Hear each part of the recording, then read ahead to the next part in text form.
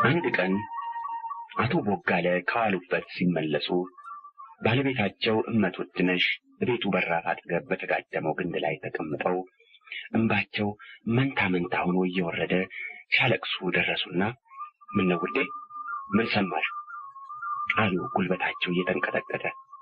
እመት ውድነሽ ዝም ብለው እንባቸውን ከማፍሰስ በቀር መልስ አልሰጧቸውም። እባክሽ ንገሪኝ ውዴ ሞት አሉሽ አረዱሽ?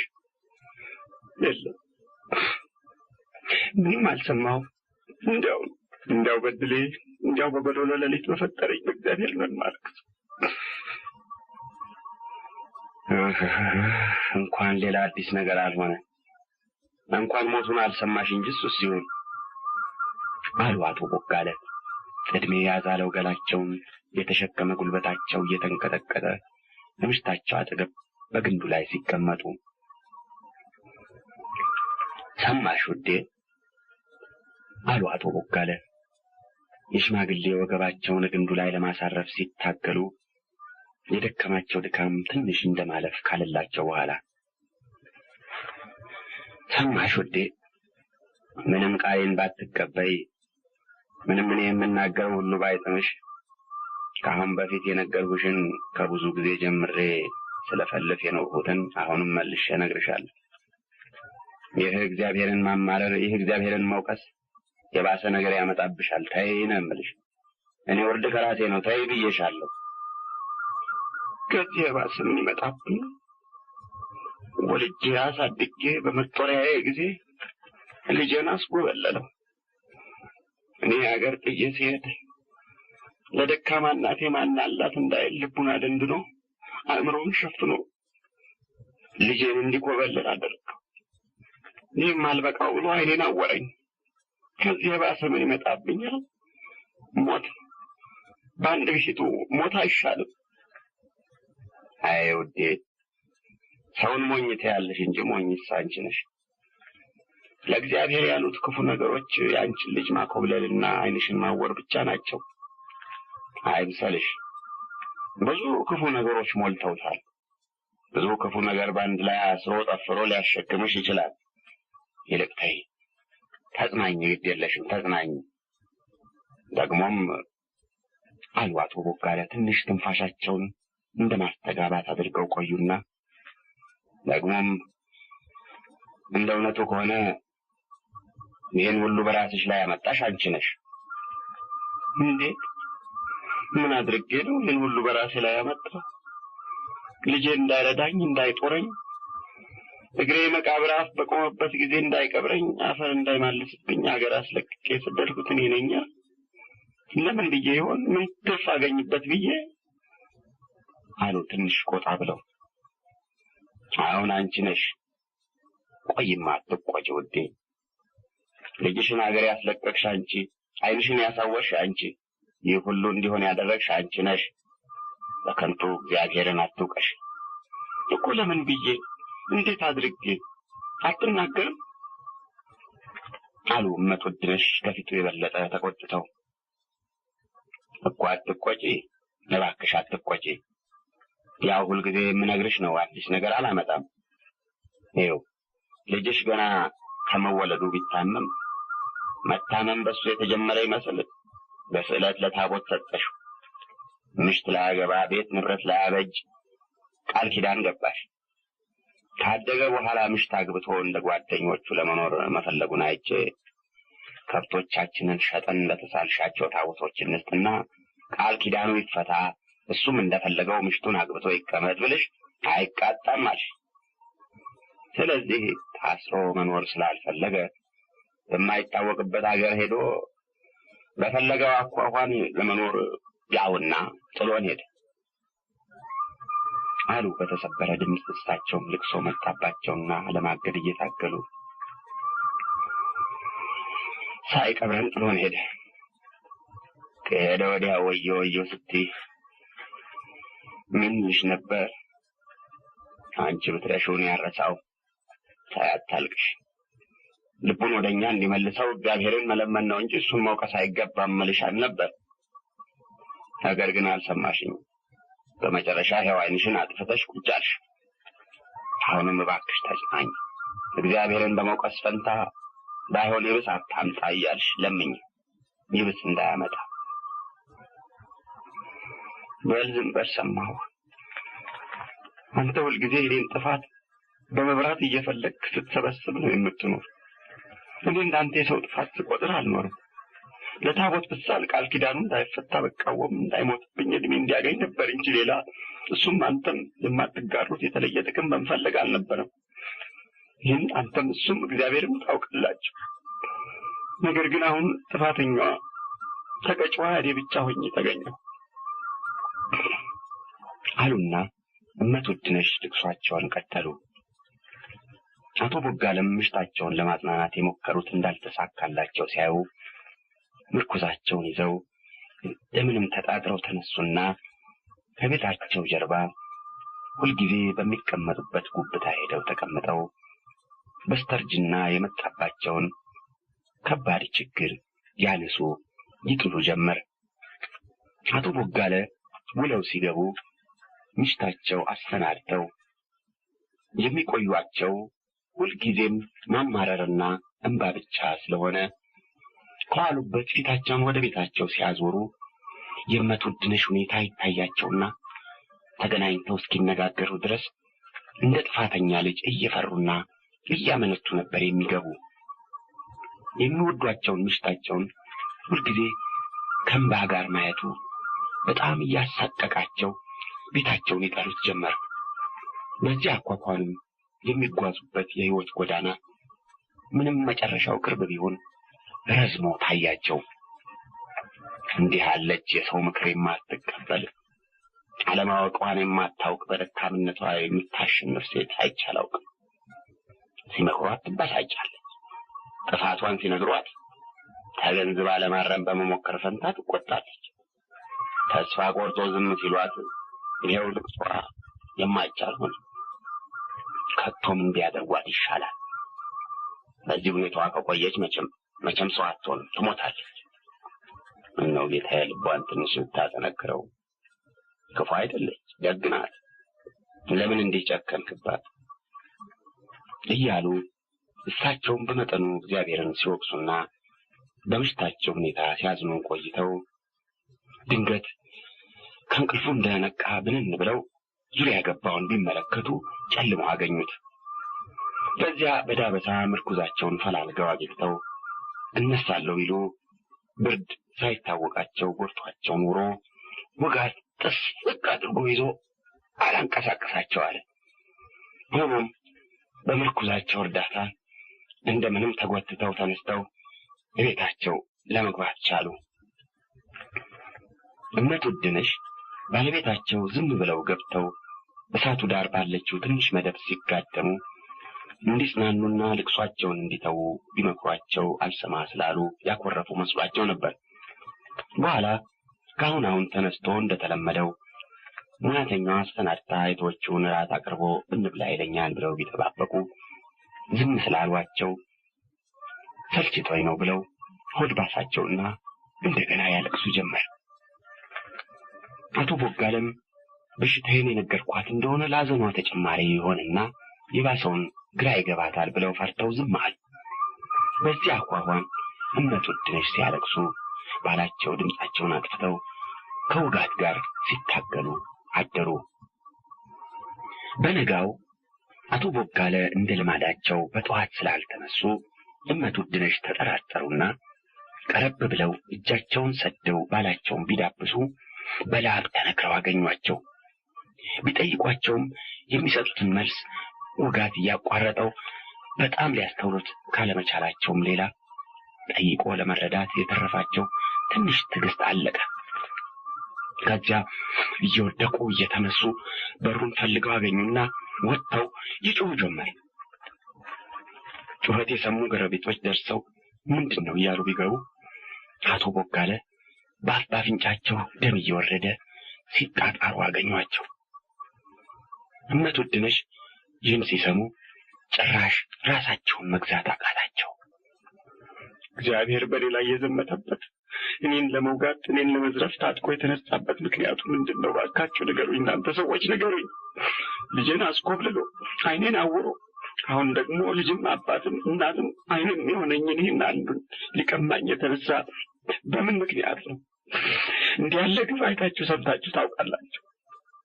እንዲህ ያለውን ጭካኔ እንኳን እግዚአብሔር የጎቻ ሽፍታ ሲሰራዋል። ምን ባደርግ ይታረቀኛል?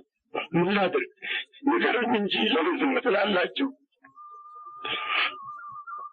እያሉ ድሮ ዓይኖቻቸው በነበሩበት የእንባ ጎርፍ እየጎረፈ ወድቀው ሲንከባለሉ፣ አንዳንድ ጊዜም ተነስተው ሲንቧረቹ፣ የተሰበሰቡት ጎረቤቶች ሁሉ የማይወዷቸው እንኳ ያለቅሱ ጀመር። አቶ ቦጋለም የምሽታቸውን ሁኔታ ሲያዩ ከውጋት ጋር እየታገሉ ያለቅሱ ነበር። በመጀመሪያዎቹ 2-3 ቀኖች ጎረቤቶች አልተለዩአቸውም። ለበሽተኛ የሚስማማ ምግብም እያማረጡ እየሰሩ ያመጡላቸው ነበር። በኋላ አቶ ቦጋለ የታመመው ተስቦ በሽታ ነው ተብሎ ስለተወራ ጎረቤቶች ሁሉ ሸሹ። ሙያተኛቸው እንኳ መምጣቱን ተወች። ስለዚህ እመት ውድነሽ በሽተኛ ባላቸውን ታቅፈው ብቻቸውን ቀሩ። ደግነቱ የቦይ ውሃ በቤታቸው አጠገብ ያልፍ ስለነበረ እየዳበሱ ከዚያ ውሃ እየቀዱ አንዳንድ ጊዜ ራብ ሲሰማቸው አተርና ባቄላ ንፍሮ እየቀቀሉ እየበሉ የባላቸውን ትንፋሽ ይጠብቁ ነበር። አቶ ቦጋለ አንደበታቸው ተይዞ ሳይናገሩ 7 ቀን ቆዩ። ምሽታቸው መኖራቸውን የሚያውቁት በሰውነታቸው ሙቀትና ትንፋሻቸውን በማዳመጥ ነበር። በ8ኛው ቀን እግራቸው መቀዝቀዝና ትንፋሻቸው ማጠር ስለጀመረ እመት ውድነሽ ግራ ገብቷቸው የሚያደርጉትን አጥተው ከወዲያ ወዲህ ሲደነጋገሩ ድንገት ድምፅ ሰሙ። ነገር ግን የሰሙት ድምፅ ከቤት ወይም ከውጭ መሆኑን ለይተው ማወቅ ስላልቻሉ በጆሮአቸው እንደሚያዩ ሁሉ አንድ ጊዜ የቀኝ አንድ ጊዜ የግራ ጆሮአቸውን ወደ በሩ ሲደቅኑ ወዴ አለ ያው ደካማ ድምፅ። ያ ድምፅ ጣር የሚያንገላታው የባላቸው ድምፅ ነበር። አንተ ነህ የተጣራ የኔ ጌታ? ስትናገር ሰማሁ የኔ አባት። ህልም ይሆን ወይስ እውነት? እግዚአብሔር ታርቆኝ ይሆን ወይስ ሊቀልድብኝ ነው? እያሉ እመት ውድነሽ ከደስታቸው የተነሳ አንድ ጊዜ ባላቸው የተኙበትን መደብ አንድ ጊዜ ባላቸውን ሲስሙ ወዴ ጠላ ማረኝ፣ ወፍራም ጠላ ማረኝ አሉ አቶ ቦጋለ። ከጠላው በፊት ትንሽ እህል ቅመስ የኔ አባት፣ ጠላው ልብህን እንዳይመታው ቀድመህ እህል ብትቀምስ ይሻላል አሉ እመት ውድነሽ። ከንፍሮ በቀር በቤታቸው ሌላ የበሰለ እህል ከዞረ ብዙ ቀን መሆኑን ረስተው የለም ጠላ ነው ያማረኝ፣ ውሃ ያልገባበት የድፍድፍ ጠላ አሉ አቶ ቦጋለ። ከዚያ እመት ውድነሽ አየሩን በእጃቸው ምድሩን በእግራቸው እየዳበሱ ወጥተው ደጅ ቆመው በጎረቤት ጠላ እንዳስቀመጡ ሁሉ ብሪቱ፣ ሻሼ፣ ደብሪቱ፣ በላይነሽ ቶሎ ጠላ አምጡልኝ፣ የሞት መድኃኒት የሚሆን ጠላ እያሉ ጎረቤቶቻቸውን አንድ ባንድ እየጠሩ ቢጮሁ ሁሉም ቤታቸውን ዘግተው ሸሽተው ስለነበረ ወይ የሚላቸው አጡ። ከዚያ መንገዱን በእግራቸው እየዳበሱ አያ ቦጋለ በ8 ቀኑ ዛሬ ተናግሮ ጠላ አማረኝ ብሎ የሚሰጠኝ አጣሁ። እንዴት አንድ ዋንጫ ጠላ አትሙት? እንዴት ተወልዶ ባደገበት የአያቴቅና የአቶ ትብት በተቀበረበት አንድ ዋንጫ ጠላ ለምን ወይጣ? እንዴት በጋንሾሜ ባጠጣሁት አገር አንድ ዋንጫ ጠላ ለምኜ ልጣ? እያሉ እንደ እብድ ብቻቸውን እየጮሁ ግማሽ ምዕራፍ ያክል ሄደው እያለቀሱ ባዷቸውን ተመለሱ። ሀገር አንድ ላይ አድሞ ጉሮሮዬ እስኪነቃ ብጣራ ትንፋሽ እስኪያልቅ ብጮህ የሚሰማኝ ምን ሆንሽ የሚለኝ አጣ። የሞት መድኃኒት የሚሆን አንድ ዋንጫ ጠላ ለምኜ አጣ። ግድ የለም እንኳን እግዚአብሔር ለዚያ በቃ እንጂ እንኳን እግዚአብሔር አፍን ለመክፈት በቃ እንጂ የጠላ አምሮት አይገልም እያሉ እመት ውድነሽ ባላቸው አጠገብ ቁጭ ብለው ያን የማያልቅ የማይደርቅባቸውን ያፈሱ ጀመር። ከዚያም ጠጋሉና ትሰማኛለህ የኔ አባት እንቅልፍ ወሰደህ? ጠላ አላገኘውም፣ አምሮትህን ቁረጠው። ወዲያውም ጦምህን ሰንብተህ በባዶ ሆድህ ጠላ ብትጠጣ ይወዳሃል እንጂ ምንም አያደርግልህ፣ ይቅርብህ አሉ። ነገር ግን ለለፈለፉት ሁሉ ምንም መልስ አላገኙም። ተኛ? እንቅልፍ ወሰደ እንዴ የኔ አባት አንጀቴ አሉ። እጃቸውን ቀስ አድርገው ባላቸውን ለመዳበስ ሰደው። ነገር ግን መደቡ ላይ በባላቸው ፈንታ የነበረው የበረዶ ክምር ነበር። እጃቸው እንደተመታ ቶሎ ሮጦ ተመለሰ። እሳቸው ግን ደርቀው በድን ሆነው ቀሩ። ትንሽ ዝም ብለው ቆይተው ነፍሳቸውን ትንሽ ማወቅ ሲጀምሩ እንደምንም ተደፋፍረው እንደገና እጃቸውን ሰደው ከላይ እስከ ታች ቢዳብሱ በመደቡ ላይ የተከመረው በረዶ እንደ ሰው እጅና እግር፣ አፍንጫና ከንፈር፣ ዓይንና ግንባር፣ ራስም ጆሮም ያለው ነው። ያ መደቡ ላይ የተከመረ በረዶ ከጥቂት ጊዜ በፊት እመት ውድነሽ ጠላ ፍለጋ ከመሄዳቸው በፊት ሙቀትና ሕይወት የነበረው ሰው ነበር። ያ የበረዶ ክምር ሙቀቱ ከራሱ አልፎ ለእመት ውድነሽ ይተርፍ ነበር። አሁን እንኳን ሙቀት ሊሰጥ ሙቀት ሊቀበል የማይችል በረዶ ሆነ። እመት ውድነሽ ዝም ብለው ተቀምጠው ብዙ ቆዩ። ለማልቀስም እኮ የሰው ሕዋሳት በመጠኑ እንዲሰሩ ልብ ደህና ሆኖ ሐዘን እንዲሰማ ያስፈልጋል። የእመት ውድነሽ ሕዋሳት ግን በዚያን ጊዜ በደንብ መስራታቸውን ስለተዉ ማልቀስ እንኳን አልቻሉም። ስለዚህ ዝም ብለው ቆዩ። በኋላ ብቻ ብዙ ከቆዩ በኋላ የባላቸው መሞት፣ የእሳቸው ብቻቸውን መቅረት መጀመሪያ እንደ ትዝታ፣ ቀጥሎ በሙሉ ኃይሉ በሙሉ ክብደቱ መጥቶ ተጫናቸውና እየተነሱ እየወደቁ ያለቅሱ ጀመር። ከዚያ በሩም መድረኩም እየገጫቸው ወጥተው ኧረ ሰው አለ፣ የጎረቤት አለ፣ ተዘረፍኩላችሁ፣ ተቀማሁላችሁ እያሉ ቢጮሁ ቢወድቁ ቢነሱ አይዞሽ ደረሱልሽ የሚል ዘራፊ የሚከተል ቀማኛ የሚያስመልስ ዘመድ ጠፋ። እመት ውድነሽ እንዲሁ ከቀትር ጀምረው ብቻቸውን እየወደቁ እየተነሱ ሲጮሁ ውለው ሲደክማቸው ገብተው ሬሳቸው አጠገብ ተቀመጡ።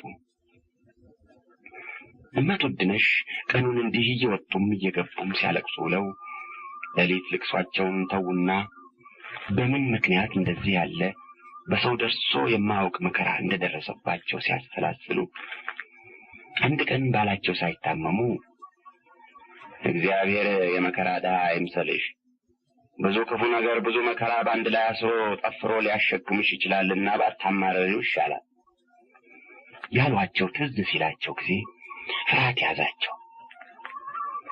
እውነትም እግዚአብሔር የመከራ ዕዳ አይደለም፣ ከዚህ የከበደም መከራ አንድ ላይ ጠፍሮ ያሸክመኝ ሆነ። እያቦጋ ለሞኝ ሲመስል ለካ በጣም ብልህ በጣም አዋቂ ኖሯል። እኔ አልሰማው ብዬ ነው እንጂ ምን ሁሉ አስቀድሞ አውቆ ነግሮኛል። አይ እንደገና ተመልሶ የሚኖር ቢሆን የሚመክረኝን ሁሉ እንደ እግዚአብሔር ቃል እንደ ቅዱስ ገብርኤል ቃል አክብሬ ፈርቼ ይቀበለው ነበር አሉና ጌታዬ አባቴ አንጀቴ ማረኝ፣ በድያለሁ፣ ማረኝ፣ ምከረኝ፣ እንግዲህ እሰማሃለሁ፣ ምከረኝ፣ አስከትለኝ፣ ሁለተኛ አላስቀይምህም፣ አስከትለኝ እያሉ ሲያለቅሱ አንዳንድ ጊዜም አማረርሽኝ ብሎ በተሸከሙት መከራ ላይ ሌላ መከራ ጨምሮ እንዳያሸክማቸው እየፈሩ ዝም ሲሉ ሌሊቱ ነጋ። ተከታዩ ቀንም እንዲሁ አለፈ። በሁለተኛው ሌሊት በዶሮ ጩኸት ላይ አንድ ሰው በጓሮ ሆኖ ተጣራ።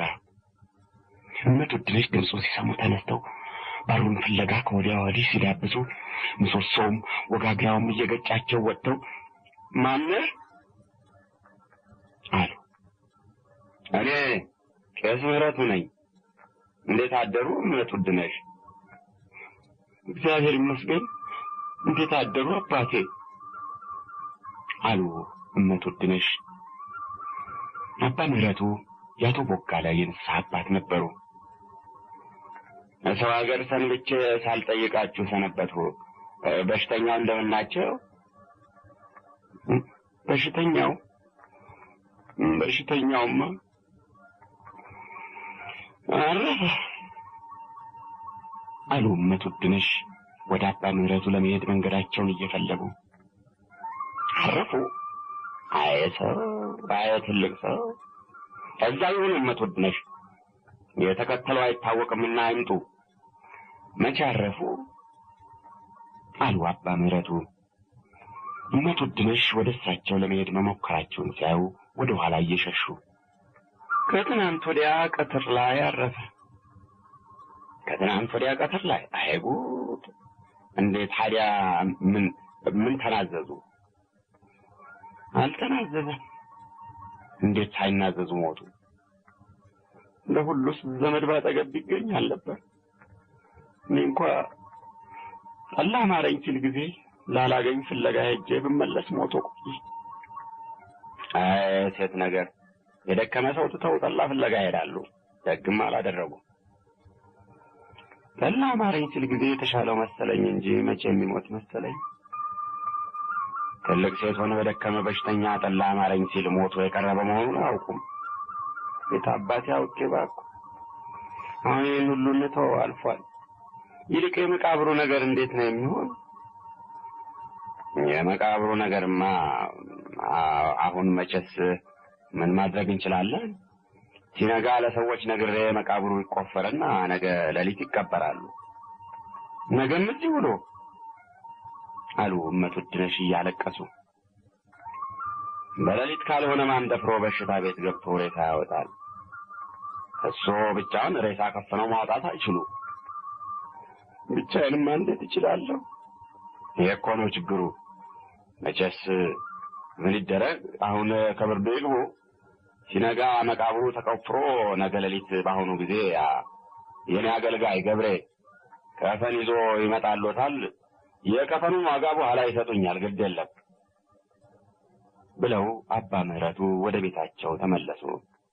እመትወድነሽም እያለቀሱ ገቡ። ሲነጋ አባ ምህረቱ በየሰው እየላኩ ያቶ ቦጋለን ረፍት ነግረው መቃብሩን ካስቆፈሩ በኋላ አይናቸው እያየ ገብሬን ወደ በሽታ ቤት መላኩ አስቸግሯቸው ከገዛ ሐሳባቸው ጋር ሲሟገቱ ቆዩና ይሄድ ግድ የለም እግዚአብሔር ለኔ ካለው ምንም አይሆን፣ ያለዚያም መቼስ የሰው መፈረጃ ከመሆን የማይሻል የለም ብለው በዶሮ ጩኸት ላይ ገብሬን ከፈናስ ይዘው ወደ እመትወድነሽ ላኩት። ከዚያ እመትወድነሽና ገብሬ ያን የሰነበተ ሬሳ በብዙ ችግር ከፍነው እሱ ከራስጌ እሳቸው ከግርጌ ተሸክመው ትንሽ እንደሄዱ እመትወድነሽ ደከማቸውና እንረፍ አሉ። እንዲህ እየተቀመጡ እየተነሱ ግማሽ ምዕራፍ ያህል እንደተጓዙ ሬሳውን ተቀብለው ለመቅበር ከተሰበሰቡት ሰዎች አጠገብ ደረሱ። የተሰበሰቡት ሰዎች እመትወድነሽንና ገብሬን ሲያዩ ተጣርተው ሬሳውን እሱ ላይ አስቀምጡና ተመለሱ አሏቸው። በሽታ አንድ ጊዜ ከገደለ በኋላ ሕያዋንን እንጂ ሙታንን አይከተልም ስለሚባል አቶ ቦጋለን የገደለ በሽታ እመትወድነሽን ተከትሎ እንዲመለስ ነው። ስለዚህ እመትወድነሽና ገብሬ እንደታዘዙት ሬሳውን አስቀምጠው በሽታውን አስከትለው ወደ መጡበት ሲመለሱ ቀባሪዎቹ አንስተው ቶሎ ቶሎ ሳይነጋ ቀብረው ወደ የቤታቸው ተበታተኑ። አቶ ቦጋለ የተቀበሩ ዕለት እመት ውድነሽ ታመው አደሩ። ባላቸው በታመሙ ጊዜ እሳቸው አንስተው አስተኝተው ደካማ ዓይነ ስውር ሊያደርገው የሚችለውን ሁሉ አድርገው በራስጌ በግርጌ ሆነው አስታመው አልቅሰው ባይቀብሩም አስቀበሯቸው። እሳቸው ሲታመሙ ግን ሌላ ሁሉ ይቅርና በር እንኳን የሚከፍትና የሚዘጋላቸው ባጠገባቸው ማንም ሳይኖር በባዶ ቤት 3 ቀን ታመው ሞቱ። በሽታቸው ምን እንደነበረና እንዴት እንደሞቱ የሚያውቅ ሰው አልነበረም። እስከ ብዙ ጊዜ ድረስ በማንኩሳ ሲመረቅ እንደ ቦጋለ መብራቱና እንደ ውድነሽ በጣሙ የወላድ መካኖች ከመሆን ያድናችሁ ይባል ነበር።